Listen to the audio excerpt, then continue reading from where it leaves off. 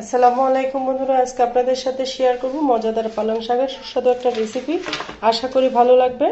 মজাদার সুস্বাদু পালং শাকের রেসিপির জন্য দেখতে চাইলে একটা লাইক দিয়ে সম্পূর্ণ ভিডিও দেখার অনুরোধ রইল। দেখতে পারতেছেন একটা একাটি পালং শাক নিয়ে নিয়েছি, একদম ফ্রেশ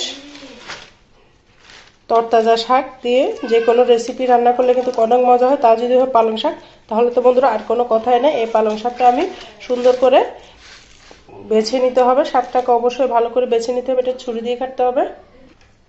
দেখতে পারতেছেন বন্ধুরা, আমি ছুরি দিয়ে শাকটাকে সুন্দর করে কেটে নিয়েছি। খুব ফ্রেশ, একদম সুস্বাদু একটা রেসিপি করে আপনাদের সাথে শেয়ার করব। সম্পূর্ণ ভিডিও দেখতে চাইলে আমার সাথে থাকতে হবে। শাকের এই গুঁড়াগুলোকে ফেলে দিলে হয়ে যাবে, একদম ফ্রেশ। সুন্দর করে এই গুঁড়াটাকে আমি ফেলে দিব। এখানে আর কিছু ফেলতে হবে না, কারণ আজকে কিনেছে। পালং শাকটা কিন্তু ফ্রিজে রাখলে নষ্ট হয়ে যায়, সেই জন্য শুধু গুঁড়াটাকে ফেলে দিয়ে পাতাগুলো নিয়ে নিলে হয়ে যাবে। আমি শাকটা কেটে ধুয়ে আপনাদের সাথে চলে আসতেছি বন্ধুরা। সম্পূর্ণ ভিডিও দেখতে থাকুন, আশা করি অনেক ভালো লাগবে। বন্ধুরা, পালং শাকগুলো সুন্দর করে আমি কেটে ধুয়ে চলে আসছি। এবার রান্নার প্রসেসে চলে আসছি। এখানে আমি তেল বসিয়ে দিয়েছি, কাটা বাছাটা শেয়ার করলাম আপনাদের সাথে। আমি রান্নার প্রসেস করতেছি, দেখতে থাকুন বন্ধুরা, আশা করি ভালো লাগবে। এখানে আমি পরিমাণ মতো তেলটা দিয়ে দিয়েছি।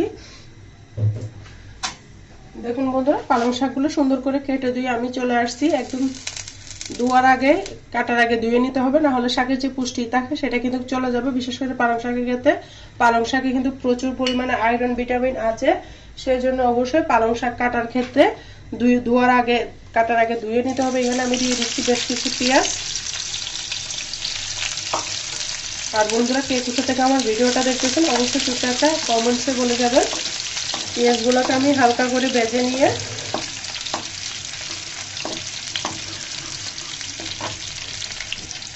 আর বন্ধুরা, আমার চ্যানেলে যদি নতুন বন্ধু হয়ে থাকেন অবশ্যই আমার চ্যানেলটিকে সাবস্ক্রাইব করে দিবার অনুরোধ রইল। পেঁয়াজটাকে আমি ভেজে এ পর্যায়ে দিয়ে দিচ্ছি বেশ কিছু রসুনটা বেশি করে দিতে হবে, না হলে কিন্তু শাকটা ভালো লাগবে না। শাকের মজা হচ্ছে রসুন যত বেশি দিবে শাক খেতে তত ভালো লাগবে। রসুনটাকেও আমি হালকা করে ভেজে নিব। বন্ধুরা, ভিডিওটা স্কিপ করবে না, স্কিপ করলে অনেক কিছু বাদ পড়ে যাবে। শাক রান্নার মধ্যে কিন্তু অনেক মজা আসে, সবাই কিন্তু শাক রান্না করতে পারে। আমি যেভাবে রান্না করে শাক রান্না করতেছি, এটা খেলে সারা জীবন কিন্তু শাকটা আপনার মুখে লেগে থাকবে, এত মজা করে রান্না করব। তাই বন্ধুরা, ভিডিওটা স্কিপ না করে সম্পূর্ণ দেখার অনুরোধ রইল। দেখতে পারতেছেন আমি রসুন আর পেঁয়াজটাকে হালকা ব্রাউন কালার করে ভেজে নিয়েছি। এই পর্যায়ে দিয়ে দেবো বেশ কিছু আলুটাকেও আমি সুন্দর করে ভেজে নিব। এখানে আমি 3-4টা আলু দিয়েছি। শাকের মধ্যে আলু দিলে কিন্তু খেতে অনেক মজা লাগে। দেখতে পাচ্ছেন বন্ধুরা, আলুটাকেও আমি সুন্দর করে ভেজে নিব।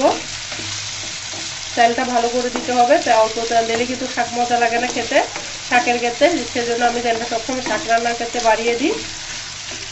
সুন্দর করে আমি ভেজে নিব। বন্ধুরা, আমি আবারও নেড়ে চেড়ে দিচ্ছি।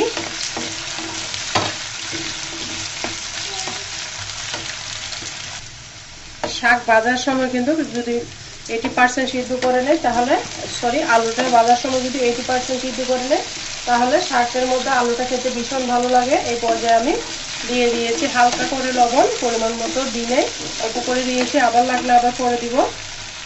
তারপর দিব আমি আধা চামচ মতো হলুদের গুঁড়া দিয়ে আমি আবারও নেড়ে চেড়ে দিচ্ছি। এই পর্যায়ে আমি ঢাকনা দিয়ে রেখে দিলাম। চুলার আঁচটা কিন্তু কমিয়ে রেখেছি। ঢাকনা দিয়ে রেখে দিলে আলুটা ভাজার মধ্যে সিদ্ধ হয়ে যাবে, সেই জন্য আমি ঢাকনা দিয়ে রেখে দিলাম। বন্ধুরা, ফিরে আসতেছি 5 মিনিট পরে। বন্ধুরা, এই পর্যায়ে আমি দিয়ে দিলাম 3-4টা কাঁচামরিচ মাঝখান থেকে ভেঙে দিয়ে দিয়েছি।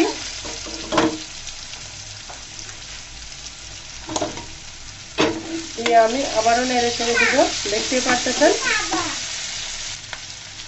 দেখতে পারতেছেন বন্ধুরা, আলুটা কিন্তু আমার প্রায় সিদ্ধ হয়ে গিয়েছে। দেখতে পারতেছেন ভাজার মধ্যে কিন্তু আমি 80% সিদ্ধ করে নিয়েছি।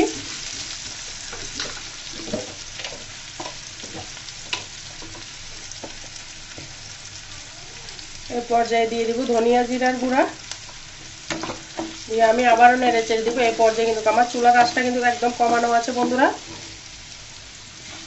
আর মাঝে মধ্যে আমার ছোট্ট মেয়েটা কথা বলে, সবাই ক্ষমার দৃষ্টিতে দেখবেন বন্ধুরা। দেখতে থাকুন, আশা করি ভালো লাগবে। দিয়ে দিব লাল মরিচের গুঁড়া,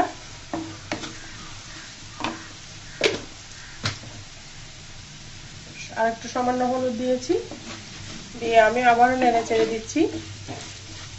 এখানে কোনো পানি ব্যবহার করার দরকার নেই, শাক থেকে কিন্তু প্রচুর পানি ছাড়বে। এই পর্যায়ে আমি এক আটি শাক নিয়েছি, সেটা দিয়ে দিচ্ছি।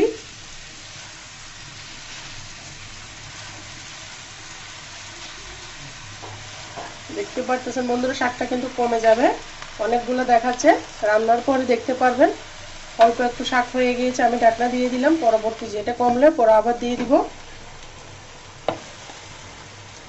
ঢাকনা দিয়ে রেখে দিলাম, চুলার আঁচটা কিন্তু কমিয়ে রেখেছি। বন্ধুরা এই পর্যায়ে আমি শাকটাকে নেড়ে চেড়ে দিব। দেখতে পারতেছেন আমার শাকটা অনেকখানি কমে গিয়েছে, অনেকগুলো পানি ছেড়ে দিয়েছে। পালং শাকে কিন্তু প্রচুর পানি ছাড়া বন্ধুরা।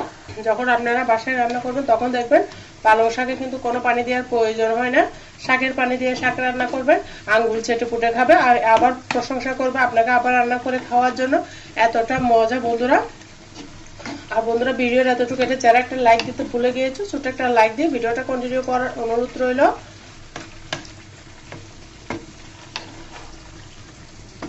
শীত চলে যাচ্ছে, শীতকাল চলে যাওয়ার আগে মজার মজার রেসিপিগুলো একবার হলো আপনারা ট্রাই করবেন। আমার চ্যানেলে কিন্তু শীতের অনেক অনেক সুন্দর সুন্দর রেসিপি আছে, চাইলে ঘুরে আসতে পারেন। শীত চলে গেলে কিন্তু এত মজা করে আর খাওয়া পড়বে না, সেজন্য আপনারা শীত যাওয়ার আগে সুন্দর সুন্দর রেসিপিগুলো একবার বানিয়ে খেয়ে নেন, মনের আশা পূর্ণ করে নেন। এত মজা। আমি আর যে শাক ছিল সেগুলো দিয়ে দিয়েছি। দেখতে পারতেছেন বন্ধুরা আমার এক হাঁড়ি শাক কিন্তু অল্প একটু হয়ে গিয়েছে, বড় একটা আটি নিয়েছি। আবার আমি ঢাকনা দিয়েছি, চুলার আগুনটা এই পর্যায়ে কিন্তু আমি বাড়িয়ে দিব, আর ছোট করে রাখবো না। আর ছোট করে যদি রাখেন তাহলে অনেকগুলো পানি ছেড়ে দিবে, শাক যখন কমে যাবে তখন আর ছোট করে রাখা যাবে না, কারণ প্রচুর পরিমাণে পানি ছাড়বে। এই পর্যায়ে আমি আবারও ঢাকনা দিয়ে ঢেকে দিব। ফিরে আসবো 5 মিনিট পরে। 5-10 মিনিটের মধ্যে কিন্তু শাকটা একদম রান্না হয়ে যায় পারফেক্ট ভাবে। দেখতে পারতেছেন কত জুস একটা কালার এসেছে। আপনারা একবার হলে এভাবে ট্রাই করবেন, খেতে কিন্তু অসাধারণ লাগবে।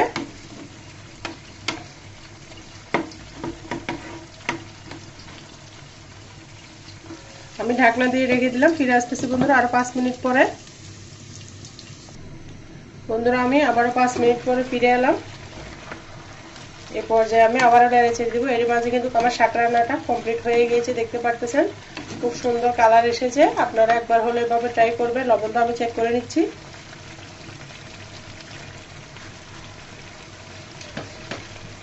একটু করে লবণ কম হয়েছে, সেই জন্য আমি আরেকটু লবণ দিয়ে দিলাম।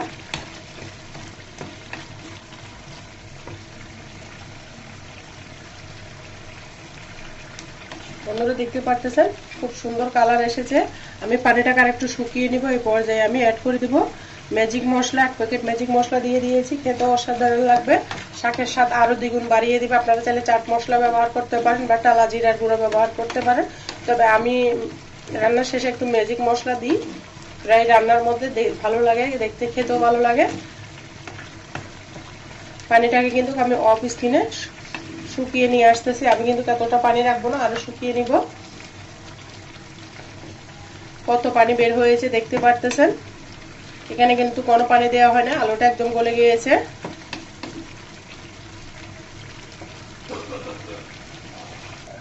বন্ধুরা আবারও 5 মিনিট পরে আমি ফিরে এলাম। দেখতে পারতেছেন চুলার আঁচটা বাড়িয়ে রেখেছি। আমার শাকটা কিন্তু এরই মাঝে রান্না শেষ। আমি চুলার আগুনটা বন্ধ করে দিয়েছি। পরিবেশন করে দেখিয়ে দিব কেমন হয়েছে আমার মজাদার পালং শাকের রেসিপি। আপনারা এইভাবে কখনো খেয়েছেন কিনা ছোট্ট একটা কমেন্টসে বলবেন। কতটা লোভনীয় লাগতেছে বন্ধুরা, আপনারা এইভাবে একবার হলেও ট্রাই করবেন, খেতে কিন্তু অসাধারণ। বন্ধুরা চুলার আগুনটা কিন্তু আমি বন্ধ করে দিয়েছি। এবার পরিবেশন করে দেখিয়ে দিচ্ছি কতটা লোভনীয় লাগতেছে আমার শাকটা। এটা দিয়ে কিন্তু নিমিষে এক থালা ভাত শেষ হয়ে যাবে, আপনি টেরই পাবেন না। এতটা মজা, এতটা টেস্টি একটা পালং শাকের রেসিপি আজকে আপনাদের সাথে শেয়ার করেছি। আশা করি অনেক ভালো লাগবে বন্ধুরা। আপনারা শীত যাওয়ার আগে একবার হলে, এখন কিন্তু অ্যাভেলেবেল পালং শাকটা পাওয়া যায়, একবার হলে এভাবে ট্রাই করবেন, খেতে কিন্তু দুর্দান্ত। একবার খেলে বারবার ইচ্ছা করবে। এটা দিয়ে ভাত রুটি একদম জমে যাবে, এতটা মজা, এতটা টেস্টি। কতটা সুন্দর করে আমি শাকটা রান্না করে নিয়েছি। একবার হলো ট্রাই করবেন বন্ধুরা। যারা আমার সাথে এতক্ষণ পর্যন্ত ছিলেন সবাইকে অসংখ্য ধন্যবাদ, অনেক অনেক ভালোবাসা, সবার জন্য শুভকামনা দোয়া রইল। বন্ধুরা আজকের মতো আমি এখানে বিদায় নিচ্ছি। সবাই ভালো থাকবেন, সুস্থ থাকবেন। আল্লাহ হাফেজ। আসসালামু আলাইকুম ওয়া রাহমাতুল্লাহি ওয়া বারাকাতুহু।